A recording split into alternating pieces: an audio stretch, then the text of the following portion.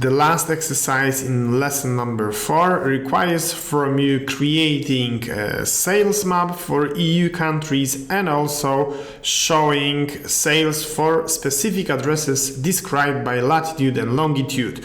You have 2 worksheets in here and the task is to be done in Power BI. We start by getting data from Excel. We select the exercise 4.6 and select both of the data sources, Europe and points, that we can load into the data model of Power BI.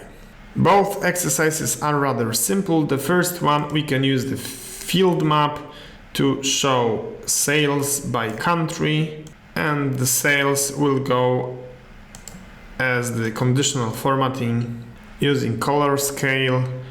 We can apply like 3 colors this time maybe, based on the sum of sales, and then lowest value, let's make it appear like red, yellow, and once again the green, and once we hit OK, we will get the results. When working with Bing Maps, you should always recheck if all the countries are available on the map. I don't see Czech Republic in here, so we need to go back to Excel and correct Czech Republic to something different like Czech, save the file and refresh to check whether Czech appears on the map. Now it works for Czech Republic. The second exercise is a task for a map visual, but this time instead of using just the city or the address, we will use the ready-to-use latitude and longitude fields to omit the geocoding process. On the tooltip we can still place some